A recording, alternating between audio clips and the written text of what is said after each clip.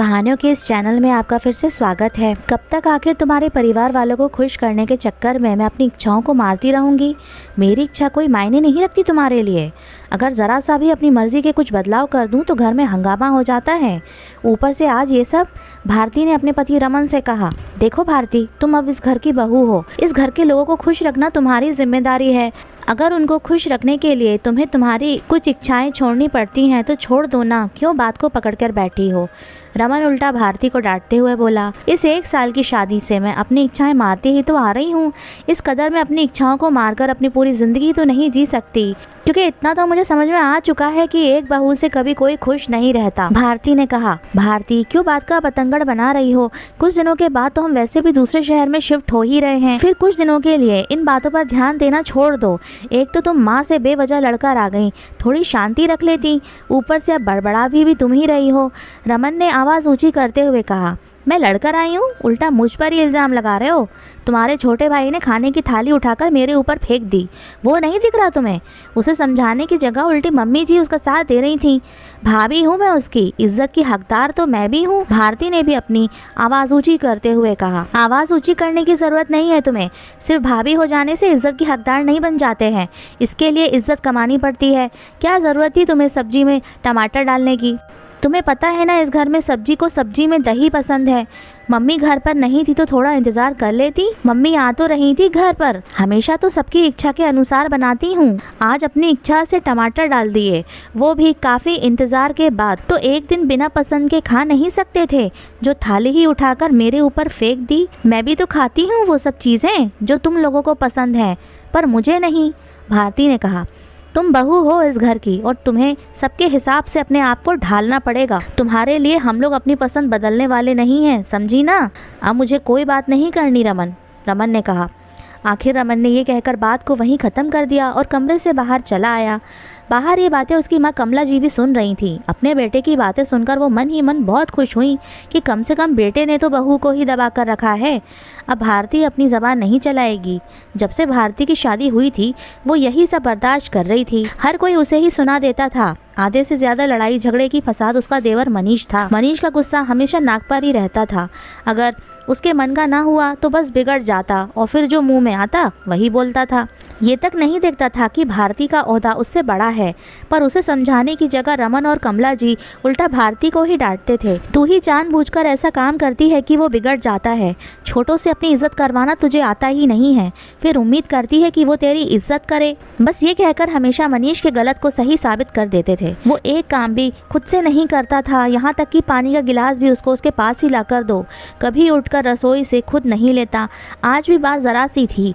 कमला जी बाहर गई हुई थी। शाम के 7 बज चुके थे। 8 बजे तक सबको खाना चाहिए होता था। अगर थोड़ा भी लेट हो जाता था तो घर में हंगामा हो जाता था। भारती ने आलू की सब्जी बनाई थी। घर में दही नहीं था, इसलिए उसने मनीष से दही लाने के लिए कहा, पर वो गया ही नहीं। मैं क्यों लाऊं, ये मेरा काम नहीं है, कहकर उसने अपने कमरे का दरवाज़ा भारती के मुंह पर ही बंद कर दिया। भारती को गुस्सा तो बहुत आया, पर वो चुप हो गई और चुपचाप रसोई में आ गई।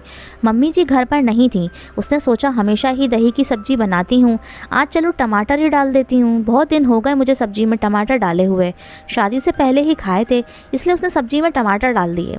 जब सब लोग खाना खाने बैठे तो सब्जी में टमाटर देखकर मनीष बिगड़ गया और उसने थाली उठाकर भारती पर फेंक दी। वो तो भारती सामने से हट गई, नहीं तो उसे लग भी सकती थी, लेकिन बजाय उसे समझाने के कमला जी भारती पर ही बिगड़ गई। क्या ज़रूरत थी तुझे सब्जी में टमाटर डालने की? आ तो रही थी मैं, ले आती मैं दही। मम्मी जी आप खुद ही अभी 5 मिनट पहले आई हो और आते ही मैंने आप लोगों का खाना परोसा है, तो बताइए आप कब दही लेकर आती और कब मैं सब्जी बनाती, और बजाय देवर जी को समझाने के आप मुझे ही डांट रही हो। भारती ने जवाब दिया, बहू अपनी गलती मानने की जगह बस तुझसे बहस करवा लो। घर की शांति भंग कर रखी है, उसे क्या समझाऊं? वो तो अभी बच्चा है, समझ तो तुझ में होना चाहिए। काहे का बच्चा? उसके लिए आप लड़की देख रहे हो, कल को शादी हो जाएगी तो अपनी बीवी पर भी इसी तरह थाली फेंकेगा। बहू मेरे मुँह लगने की ज़रूरत नहीं है, मुझे तुझसे कोई बात ही नहीं करनी है। बड़ों की इज्जत करना तो तुझे आता ही नहीं है, पहले खुद तो दूसरों की इज्जत करना सीख, बाद में बोलना कि तेरा देवर तेरी इज्जत नहीं करता। कमला जी ने कहा तो भारती कुछ कहने को हुई, इतने में रमन ने उसे डांट दिया और कमरे में ले आया। बस उसके बाद फिर इतनी सब बहस हो गई। कई बार तो भारती मनीष के बारे में सोचती थी कि ये इंसान अपनी बीवी के साथ कैसे एडजस्ट करेगा। कई बार झगड़ा होने के बाद अपने मायके जाने की भी सोचती, पर फिर ये सोचकर रह जाती कि एक बार इसकी शादी तो हो जाने दो, सब पता चल जाएगा। वैसे भी रमन का तो ट्रांसफ़र हो चुका था और कुछ दिनों के बाद वो लोग वैसे भी दूसरे शहर शिफ्ट होने वाले थे, इसलिए वो भी चुप कर गई। क्योंकि रमन का व्यवहार जब कमला जी और मनीष आसपास नहीं होते थे तब तो सही होता था।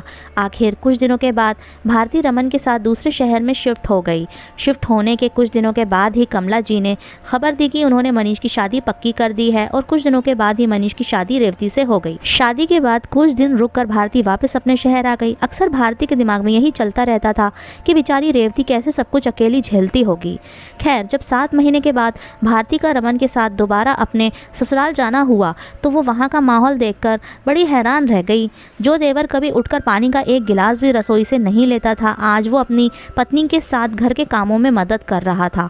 खैर, खाना तो रेवती ने सबके लिए बनाकर तैयार ही रखा था। थोड़ी देर के बाद जब सब लोग खाना खाने बैठे, इधर रेवती सबके लिए रसोई में गर्मा गर्म रोटी सेक रही थी और भारती सबको परोस रही थी। अचानक सब्जी में टमाटर देखकर वो हैरान रह गई और सबसे ज़्यादा हैरानी तो उसे इस बात की हुई कि मनीष अपनी थाली में वो सब्जी लेकर आराम से खा भी रहा था और उसके चेहरे पर कोई शिकन तक नहीं थी। इधर कमला जी भी अपनी छोटी बहू की बड़ी तारीफ करते हुए बोली, देखा रमन, छोटी बहू ने आते ही पूरा घर संभाल लिया।